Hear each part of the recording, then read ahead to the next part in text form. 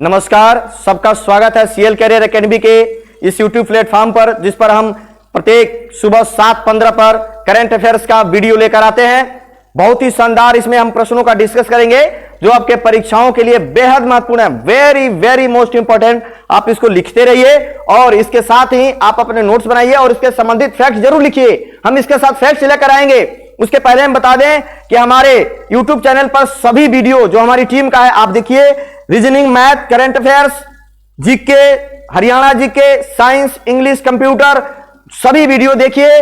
आपको इसको composite course मिल जाएगा और हमारे ऐप को डाउनलोड करिए। प्ले स्टोर पर अवेलेबल है। सीएल कैरियर एकेडमी का ऐप प्ले स्टोर पर है, उसको भी आप देखिए, डाउनलोड करिए। और बहुत ही कम, मात्र 999 में आपको 1 साल का सब्सक्रिप्शन मिलता है और शानदार वहां पर आपको नोट्स, मटेरियल, टेस्ट सीरीज और सब वीडियो सब मिलते हैं फ्री में। तो चलिए देखिए, हम आज के सेशन से शुरू करते हैं। आज का सेशन का पहला करंट अफेयर्स जो आपके सामने है, पर्यटन को बढ़ावा देने के लिए स्ट्रीट परियोजना किस राज्य की सरकार ने शुरू किया है? स्ट्रीट परियोजना किस राज्य की सरकार ने शुरू की है? तो इसका उत्तर होगा केरल की सरकार ने स्ट्रीट परियोजना शुरू की है। केरल की सरकार ने, इसका उत्तर हो जाएगा ए। चलिए इसका जो हम व्याख्या देखते हैं क्या है। केरल राज्य की सरकार ने अंदरूनी और ग्रामीण इलाकों में पर्यटन को बढ़ावा देने के लिए स्ट्रीट परियोजना शुरू किया है। स्ट्रीट परियोजना का मुख्य उद्देश्य क्या है? यात्रियों के सामने केरल की विशिष्ट पहचान प्रदर्शित करना। इसीलिए उसने इस तरीके की स्ट्रीट परियोजना शुरू किया था। ध्यान के स्ट्रीट परियोजना केरल में पर्यटन को बढ़ावा देने के लिए किया गया है। अब चलिए थोड़ा सा देखते हैं केरल की अन्य परियोजनाओं के बारे में देखते हैं। स्मार्ट किचन परियोजना भी केरल ने शुरू किया था। स्मार्ट किचन परियोजना केरल के द्वारा। मातृ कवचम योजना, एक स्कूल एक आईएएस योजना, बस नमक बसई कार्यक्रम, सहचरी योजना, ये सब जो है केरल के द्वारा शुरू किया गया था। केरल के बारे में जाने, राजधानी तिरुवनंतपुरम है, मुख्यमंत्री पिनराई विजयन है। यहां के मुख्यमंत्री कौन है? पिनराई विजयन है। राज्यपाल आरिफ मोहम्मद खान है यहाँ के। और राजभाषा मलयालम है। ध्यान रखिएगा, केरल की राजभाषा मलयालम है। लिंगानुपात यहाँ की 184, सर्वाधिक लिंगानुपात देश में इसकी है। जनघनत्व 860 वर्ग किलोमीटर है। 860 वर्ग किलोमीटर। साक्षरता दर 94% है। देश में सर्वाधिक साक्षरता दर किसकी है? केरल की है। और सर्वाधिक लिंगानुपात भी केरल के 2 मामलों में टॉप पर है। यहां पर राज्यसभा की 9 सीटें हैं, विधानसभा की 140 और लोकसभा की 20 सीटें हैं। आप ध्यान रखेंगे। और इसका गठन 1 नवंबर 1956 को हुआ था। चलिए यहां देखिए, कोच्चि बंदरगाह है। कोच्चि बंदरगाह को अरब सागर की रानी कहा जाता है। अरब सागर की रानी कोच्चि को। वेरी वेरी मोस्ट इंपॉर्टेंट, ये याद रखेंगे आप। चलिए हम अगले प्रश्न पर आते हैं। आज के सेशन का हमारा अगला प्रश्न है, छात्रों के लिए विद्या दिवेना योजना शुरू करने वाली सरकार कौन सी है? किस राज्य की सरकार ने शुरू किया है? आंध्र प्रदेश इसका उत्तर हो जाएगा। आंध्र प्रदेश की सरकार ने यह शुरू किया है। चलिए इसका एक्सप्लेनेशन देखते हैं क्या है। तो आंध्र प्रदेश सरकार ने विद्या दिवेना योजना शुरू किया है। कमजोर वर्ग के बच्चों के लिए जो स्कूलों में, कॉलेजों में अपना फीस नहीं भर पाते, एक तरीके से ये फीस भरने वाली योजना है कमजोर लोगों के लिए, ये विद्या दिवेना योजना। अगला प्रश्न देखिए, इसका आंध्र प्रदेश के बारे में जानते हैं। आंध्र प्रदेश की स्थापना हुई थी 1 नवंबर 1956 को, लेकिन भाषा के आधार पर गठित होने वाला पहला राज्य है। और 1 अक्टूबर 1953 को भाषा के आधार पर इसका गठन हुआ था। बाद में जब राज्य पुनर्गठन आयोग 1956 बना तो उसको दोबारा 1 नवंबर 1956 को गठित किया गया। इसकी राजधानी है अमरावती। 3 राजधानियां अब हटा दिया गया है। इसकी राजधानी है अमरावती, लेकिन 3 राजधानियां जो बनाई गई थी, अमरावती विधायी राजधानी, विशाखापट्टनम कार्यकारी और कुर्नूल न्यायिक राजधानी थी। यहां के मुख्यमंत्री है वाईएस जगनमोहन रेड्डी। राज्यपाल है विश्वभूषण हरिचंद्रन, यहां के राज्यपाल हैं। राजभाषा तेलुगु है। यहां पर 13 जिले हैं। जनघनत्व 308 है। यहां का जनघनत्व कितना है? 308 यहां का जनघनत्व है।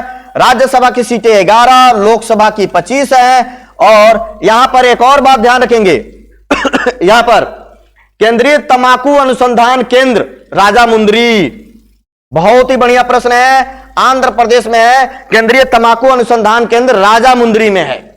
चलिए आज के सेशन का हम अगला प्रश्न देखें। मलेशियाई ओपन चैंपियंस चैंपियनशिप जो है उसमें पुरुष एकल का खिताब जीतने वाले पहले भारतीय स्क्वैश खिलाड़ी कौन है? तो इसका उत्तर हो जाएगा Saurabh Ghoshal. Saurabh Ghoshal is the right answer. यह खिताब जीतने वाले सौरभ घोषाल जो है पहले भारतीय हैं। चलिए इसका एक्सप्लेनेशन देखते हैं क्या है। भारतीय स्क्वैश सौरभ घोषाल ने मलेशियाई चैंपियनशिप जीतने वाले पहले भारतीय बन गए हैं। इन्होंने कोलंबिया के मुएगुल रोड्रिगेज को हराया। मुएगुल रोड्रिगेज को हराया है, इनको हराया है। मलेशियाई ओपन चैंपियनशिप 2001 में महिला एकल का जो खिताब जीता है आइफा अजमान, मलेशिया की हैं। ये महिला ओपन जो है महिला ओपन का खिताब जीता है। मलेशिया के बारे में देखते हैं। मलेशिया की राजधानी कहां है? तो मलेशिया की राजधानी कुआलालंपुर है। धर्म यहां का राष्ट्रीय धर्म इस्लाम है। स्वतंत्रता मिली थी इनको 1957 में। मुद्रा यहां का रिंगित है, ये याद रखेंगे, यहां की मुद्रा का नाम रिंगित। और प्रधानमंत्री इस्माइल सबरी याकूब है। चलिए आते हैं हम आज के सेशन का अगला प्रश्न, बहुत ही महत्वपूर्ण है, वेरी वेरी मोस्ट इंपॉर्टेंट। 2023 में कौन सा देश पहली बार G20 G20 सम्मेलन का मेजबानी करेगा 2023 में? तो इसका उत्तर हो जाएगा सी, भारत इसकी सम्मेलन की मेजबानी करेगा। चलिए देखते हैं इसका कुछ व्याख्या देखते हैं और इससे संबंधित फैक्ट जानते हैं। भारत 1 दिसंबर 2022 को इंडोनेशिया से G20 की अध्यक्षता ग्रहण करेगा और 2023 में पहली बार शिखर सम्मेलन आयोजित करेगा। 2023 में पहली बार शिखर सम्मेलन आयोजित करेगा और ये कहां होगा? नई दिल्ली के प्रगति मैदान में इसका आयोजन किया जाएगा। इससे संबंधित हम कुछ सम्मेलन इसके बारे में जानते हैं। G20 सम्मेलन का जो 15वां G20 सम्मेलन जो होगा हो गया है 2020 में सऊदी अरब ने, 16वां G20 सम्मेलन 2021 इटली में, 17वां G20 सम्मेलन 2022 बाली इंडोनेशिया में होगा, 18वां G20 सम्मेलन जो होगा 2023 में प्रगति मैदान भारत में होगा और 19वां G20 सम्मेलन 2024 में ब्राजील में आयोजित किया जाएगा। G20 में 19 देश और यूरोपियन यूनियन शामिल होते हैं। इसका सदस्य भारत इसका सदस्य है और G20 का पहला शिखर सम्मेलन हुआ था 2008 में अमेरिका में हुआ था। भारत इसका सदस्य है। तो ध्यान रखेंगे 19 देश और एक यूरोपियन यूनियन इसमें शामिल हैं।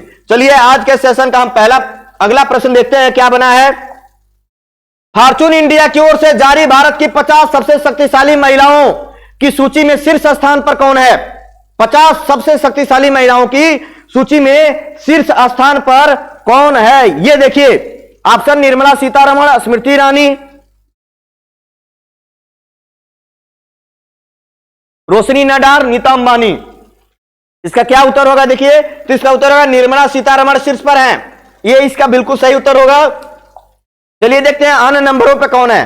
तो निर्मला सीतारमण के बाद जो दूसरे स्थान पर है, दूसरे स्थान पर है नीता अंबानी और तीसरे स्थान पर है सौम्या स्वामीनाथन, तीसरे स्थान पर है। तो सबसे एक नंबर निर्मला सीतारमण, 2 नीता अंबानी, 3 सौम्या स्वामीनाथन।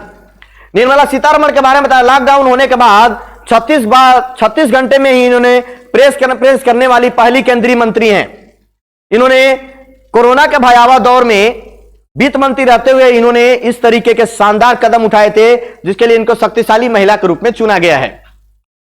चलिए आज के सेशन का हमारा अगला प्रश्न और very very most important, very very most important आप लिख लीजिएगा, ऐसे प्रश्न परीक्षाओं में अवश्य आया करते हैं।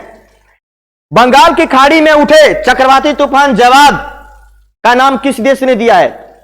इसका नाम किस देश ने दिया है? तो उत्तर हो जाएगा डी, सऊदी अरब ने इसका नाम दिया है। चलिए देखते हैं इससे संबंधित कुछ व्याख्या देखते हैं इसके बारे में क्या दिया गया है। सऊदी अरब ने इस तूफान का नाम रखा है जवाद और इसका अरबी शब्द में नाम होता है उदार। अरबी भाषा में इसका नाम क्या होता है? उदार होता है। मई में यास और सितंबर में गुलाब के बाद पूर्वी तट की ओर बढ़ने वाला यह तीसरा चक्रवात है। मई में यास आया था और सितंबर में गुलाब आया था, तो उसके बाद यह तीसरा है पूर्वी तट की ओर। आंध्र प्रदेश उड़ीसा को यह प्रभावित कर सकता है। चक्रवात का मतलब क्या होता है कि चक्रवात में हवाएं जो हैं एक स्तंभ के रूप में गोल गोल घेरे में घूमती हैं, उसे ही चक्रवात कहा जाता है। चक्रवात 2 तरीके के होते हैं, एक जो है शीतोष्ण चक्रवात और दूसरा उष्ण चक्रवात होता है। 2 तरीके के चक्रवात होता है। चलिए अगला प्रश्न देखते हैं हम। भारतीय नौसेना दिवस इंडियन नेवी डे 2021 कब मनाया गया है? यह मनाया गया है 4 दिसंबर को, प्रतिवर्ष मनाया जाता है Indian navy day. Indian navy day मनाया जाता है 4 दिसंबर को। चलिए इसका व्याख्या देखते हैं क्या है। प्रतिवर्ष 4 दिसंबर को इंडियन नेवी डे मनाया जाता है। इस बार का इसका थीम क्या है? इस बार इसका थीम रखा गया है स्वर्णिम विजय वर्ष। स्वर्णिम विजय वर्ष।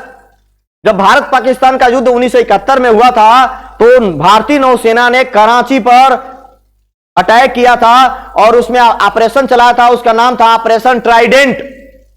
तो 4 दिसंबर 1971 को विजय मिली थी। उसी विजय के उपलक्ष्य में 4 दिसंबर को प्रतिवर्ष भारतीय नौसेना अपना नौसेना दिवस मनाती है।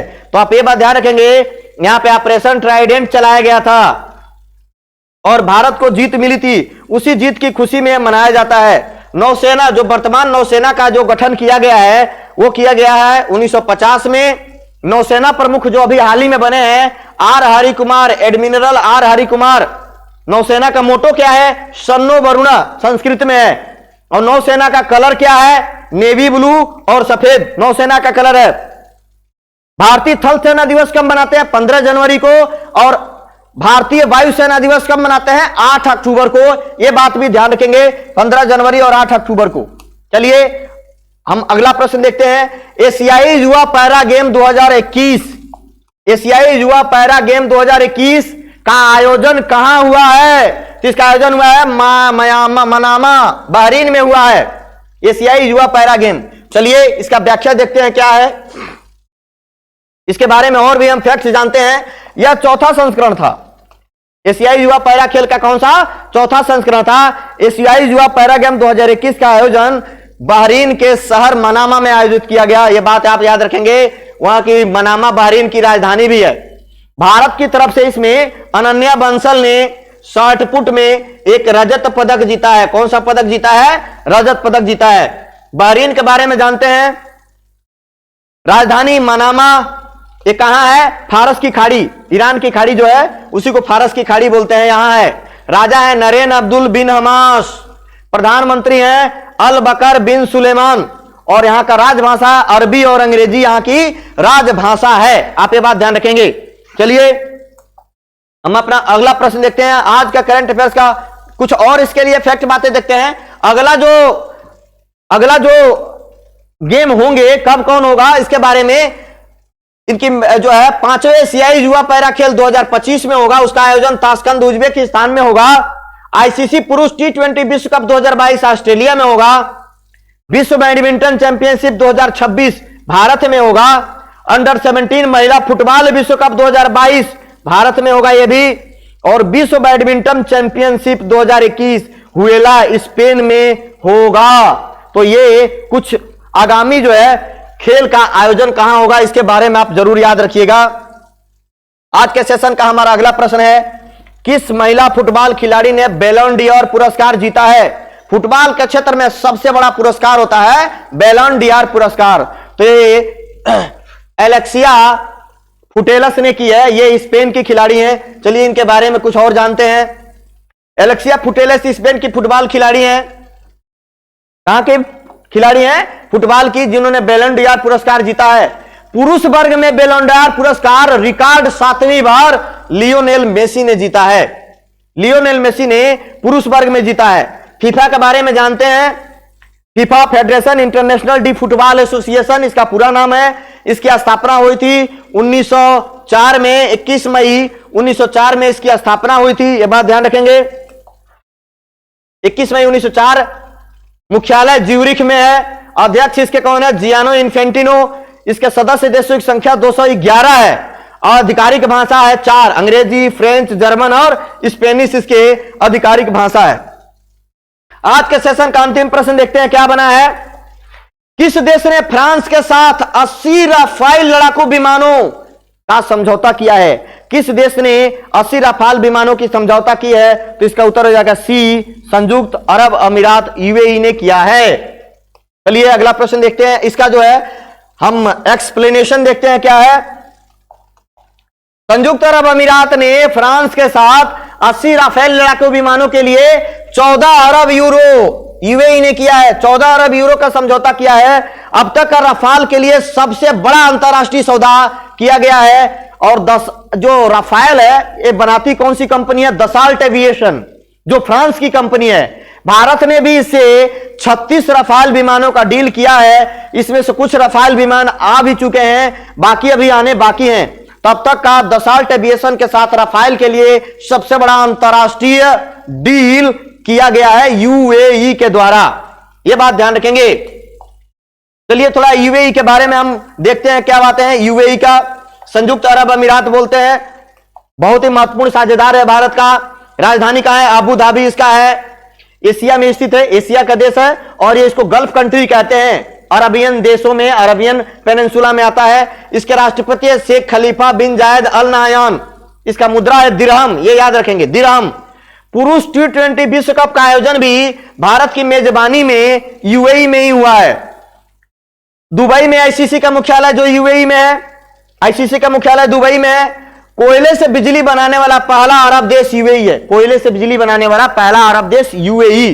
दुनिया की सबसे ऊंची इमारत बुर्ज खलीफा जो 829.8 मीटर है, दुबई में है।